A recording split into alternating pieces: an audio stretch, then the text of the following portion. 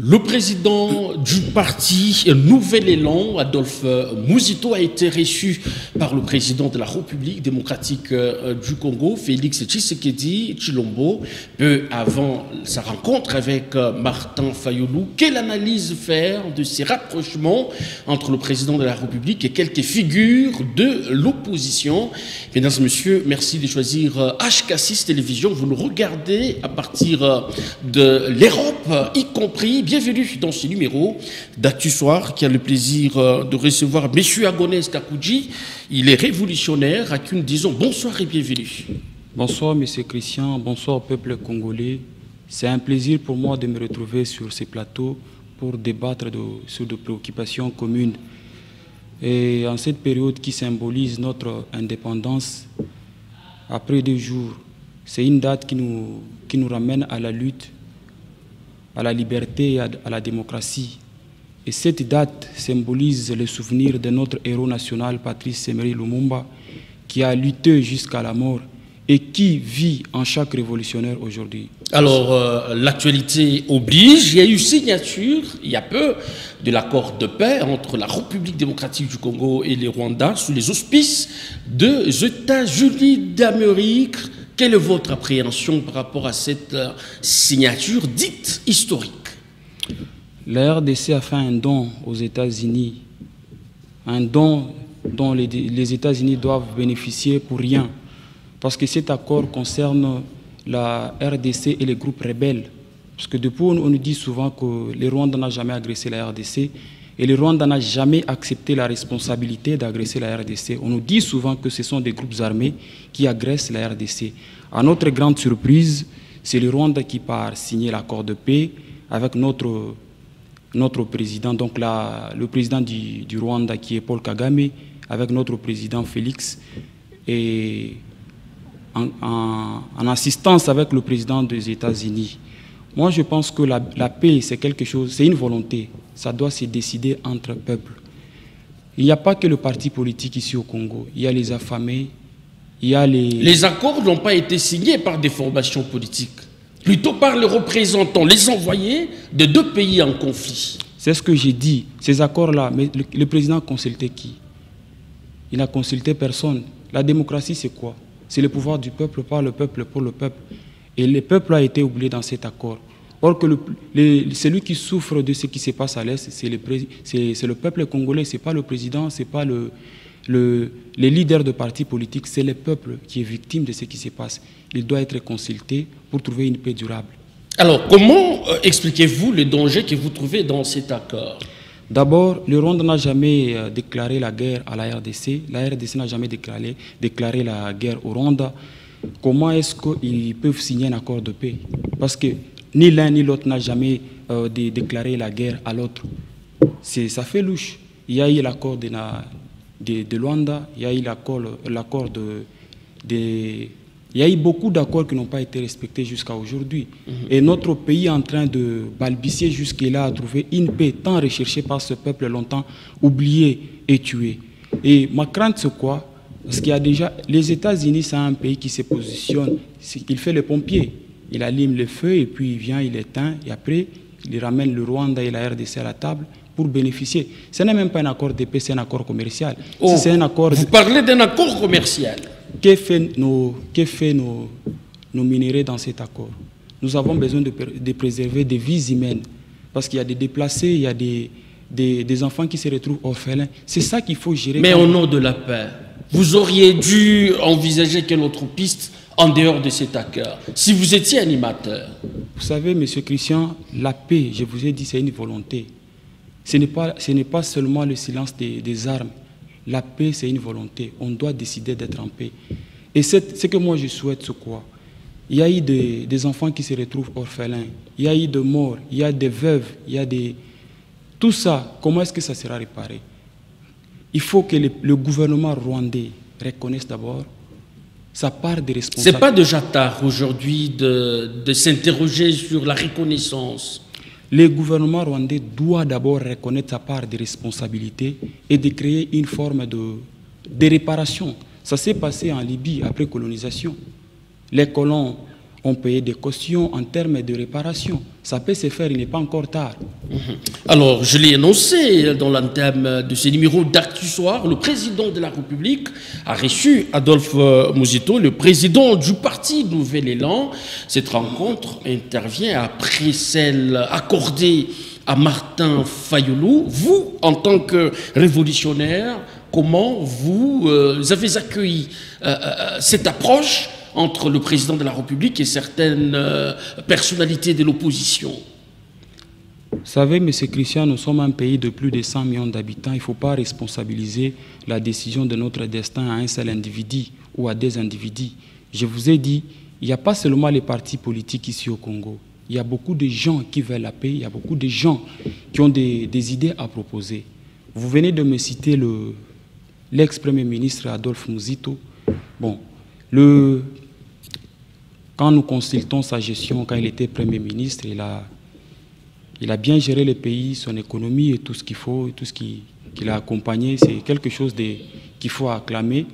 Dans un pays comme le Congo, avec toutes les richesses que nous avons, nous, révolutionnaires, nous ne pouvons pas nous contenter du minimum si nous avons droit au maximum. C'est pour dire quoi? Je vais m'expliquer. Avant élection, M. Adolphe Muzito était candidat et après, quelques heures avant la proclamation des résultats, il a écrit dans le forum dont je faisais partie, parce qu'on m'a appelé comme suppléant d'une candidate. Il a écrit pour reconnaître que le président Félix va gagner les élections. Il a gagné avec un pourcentage incomparable et tout ce qu'il faut et tout. Il a dit qu'il faut les soutenir et tout et tout. J'ai réagi sur place. J'ai dit, est-ce que quand vous dites qu'il faut l'accompagner, il faut l'encourager, vous avez consulté qui? Parce que tout ce temps ici, le parti était à l'opposition. Nous ne faisons pas la politique pour accompagner les autres. Nous sommes en train de conscientiser. Non, mais il est allé apporter sa contribution sur la sortie de crise. Je suis en train de m'expliquer d'abord au fait du passé. Allez-y. Quand j'étais membre de Nouvel Élan, j'ai dit nous ne sommes pas là pour soulever les valises, pour accompagner les autres. Nous avons aussi des visions. Quand nous venons dans des partis politiques, c'est pour lier notre vision à votre vision. Monsieur Christian, j'ai été expulsé du groupe, j'ai été menacé, et c'est comme ça que j'ai quitté Nouvel Élan. C'est pour dire quoi? Les partis politiques qui prennent des responsabilités pour décider au nom du peuple, ils donnent l'apparence démocratique, mais en réalité, la démocratie n'existe même pas dans des partis politiques.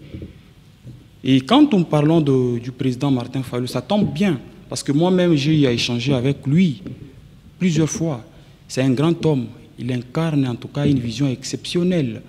Il a la passion que notre pays soit libre, totalement libre et indépendant.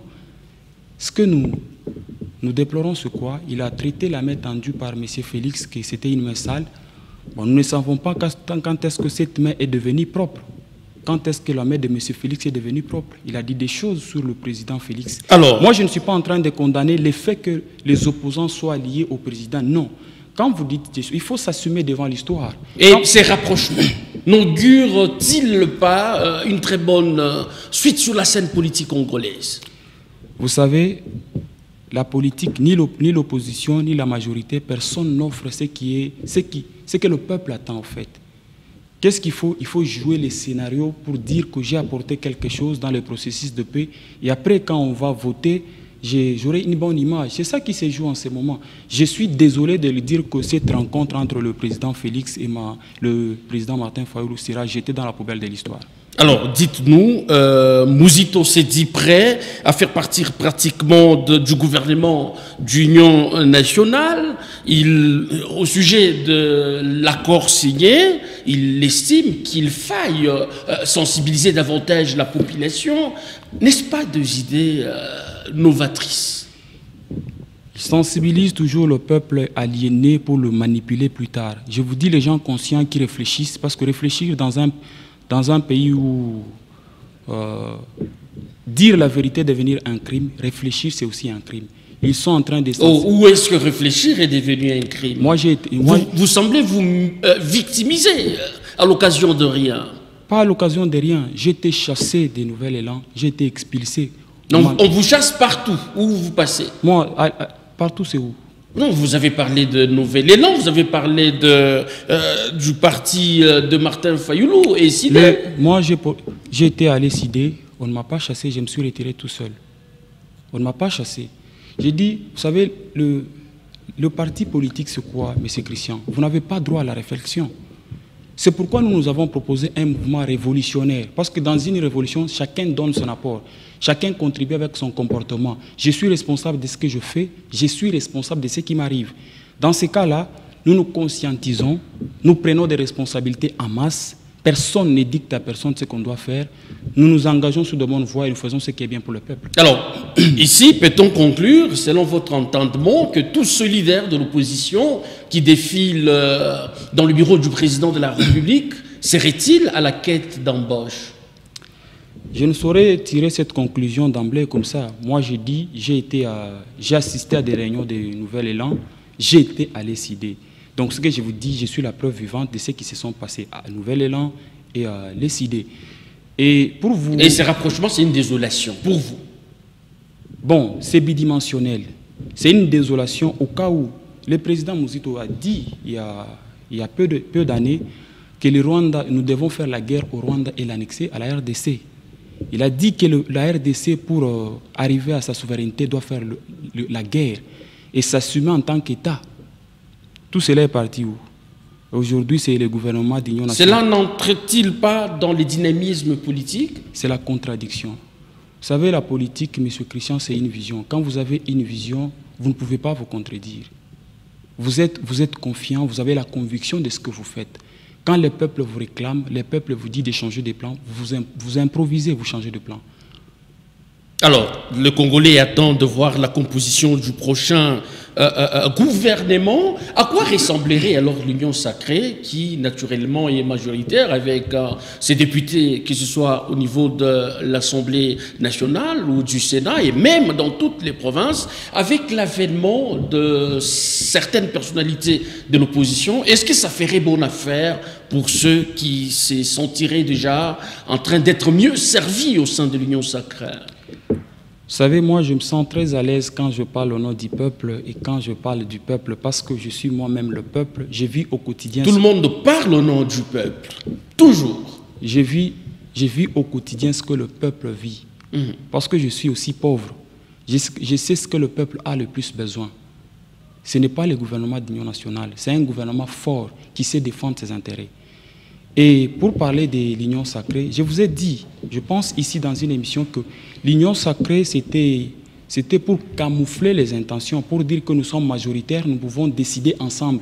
En cas d'échec, la responsabilité sera partagée. La question qu'il faut se poser maintenant, qu'on s'est toujours posée ici avec vous, M. Christian, qu'est-ce qui manque au gouvernement en place qui est de l'annuler et de chercher un autre gouvernement? On veut donner la chance à tout le monde. Toutes les têtes pensantes peuvent intégrer les gouvernements. Tout le monde ne sera pas dans le gouvernement d'Union nationale. Les têtes pensantes peuvent contribuer avec les idées à distance. Il s'agit de notre pays, il s'agit de notre terre, il s'agit de notre patrimoine commun. Moi, pour dire ce qui est bien, je n'ai pas besoin d'être dans le gouvernement. C'est quelque part là un agenda caché parce que j'ai besoin de me faire aussi de l'argent.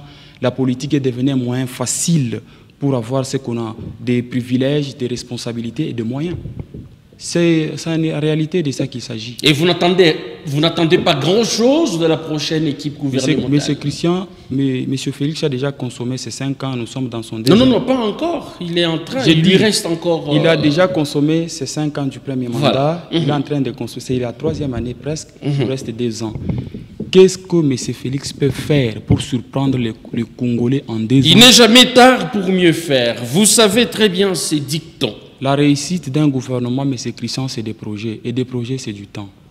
Monsieur Agones Kakoudji, je rappelle que vous êtes révolutionnaire. Merci d'avoir répondu à notre invitation. Je dis merci encore une fois de plus au peuple congolais qui nous donne la chance de parler au nom du peuple. Merci. Merci à vous qui nous avez suivis de partout. Nous vous retrouvons très prochainement avec la même détermination. D'ici là, portez-vous bien et à très vite. Merci.